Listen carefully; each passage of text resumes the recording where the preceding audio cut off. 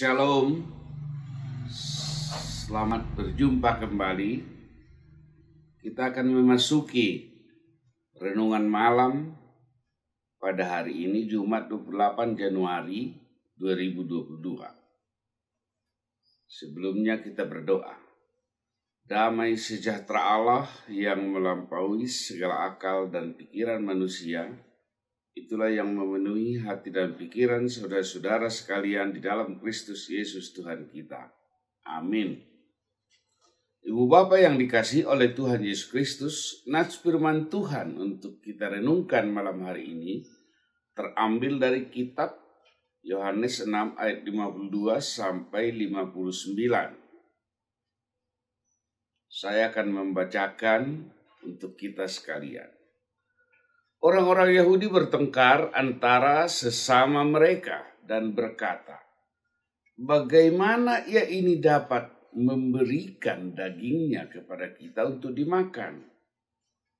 Maka kata Yesus kepada mereka, aku berkata kepadamu sesungguhnya jikalau kamu tidak makan daging anak manusia dan minum darahnya, kamu tidak mempunyai hidup di dalam dirimu. Barang siapa makan dagingku dan minum darahku, ia mempunyai hidup yang kekal, dan aku akan membangkitkan dia pada akhir zaman. Sebab dagingku adalah benar-benar makanan, dan darahku adalah benar-benar minuman. Barang siapa makan dagingku dan minum darahku, ia tinggal di dalam aku dan aku di dalam dia. Sama seperti Bapa yang hidup mengutus aku dan aku hidup oleh Bapa, demikian juga barang siapa yang menerima aku dan hidup oleh aku. Inilah roti yang telah turun dari surga, bukan roti seperti yang dimakan nenek moyangmu dan mereka telah mati. Barang siapa makan roti ini, ia akan hidup selama-lamanya. Semuanya ini dikatakan Yesus di Kapernaum ketika ia mengajar di rumah ibadat. Amin, sampai demikian firman Tuhan. Ibu Bapa yang dikasihi oleh Tuhan Yesus Kristus, kita akan merenungkan firman Tuhan ini bahwa tema menyambut dan menikmati roti hidup dari sorga. Konteks firman Tuhan ini disampaikan Tuhan Yesus ketika ia berada di rumah ibadat Kapernaum. Bandingkan ayat 59. Bertujuan untuk menjelaskan hal yang memperkuat keterikatan hubungan umat yang telah ditebus dengan Allah hanya di dalam melalui kesiapan minum darah dan makan daging Tuhan Yesus. Ini yang dinyatakan oleh Yesus secara langsung. Dan ini ditandai lewat penerapan perjamuan kudus. Bu Bapa yang dikasihi oleh Tuhan Yesus Kristus, saya mengajak kita merenungkan dua pokok renungan dari nats ini. Yang pertama, jangan pernah mempersoalkan pernyataan Yesus. Walaupun ada kalanya pernyataan-pernyataan yang disampaikan oleh Yesus sering berbeda dengan yang kita pikiri, yang kita rasakan, dan susah diterima secara natural atau secara alami. Namun bila ingin hidup lebih baik, harus disambut dan diterima apapun yang Yesus secara langsung nyatakan. Yang kedua, Yesus adalah gambaran nyata roti hidup dari sorga yang Allah anugerahkan untuk disambut dan dinikmati semua umat percaya dimanapun. Apabila ingin lebih melekat dan kuat erat hubungan persekutuan dan kedekatan dengan Allah,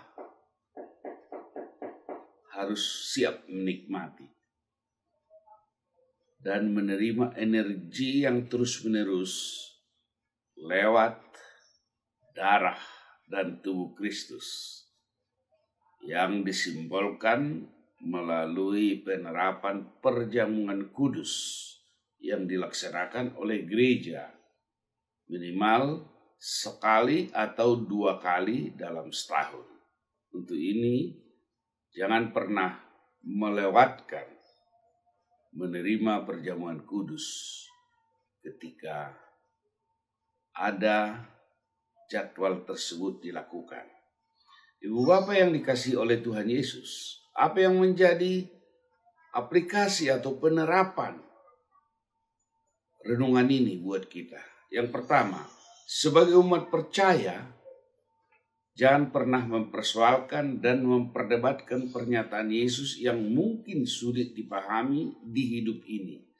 Lebih baik sambut dan terima, walau awalnya sulit dimengerti maupun dipahami, namun di dalam iman kita yang dicerahi oleh karya Kristus, kita akan dimampukan mengerti dengan baik atau secara lebih baik ke depan. Yang kedua, kehadiran Yesus di hidup orang percaya merupakan gambaran roti sorga sekaligus pemenuhan janji Immanuel atau Allah beserta kita yang diperkuat kemudian atau nantinya lewat pencurahan Roh Kudus dalam hidup orang percaya. Yang ketiga, sebagai orang percaya, mari kita nikmati dan hidupi roti hidup yang dianugerahkan Allah di dalam Kristus. Hal ini sekaligus melekatkan hubungan kita dengan Allah di dalam mengisi dan menjalani hidup ini dan lebih siap menghadapi tantangan apapun yang mengganggu.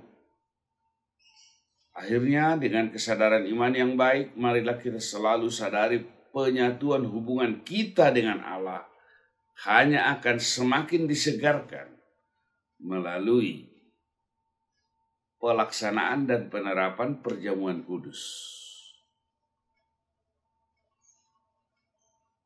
Amin. Tuhan Yesus menyertai kita sekalian. Selamat memasuki istirahat malam hari.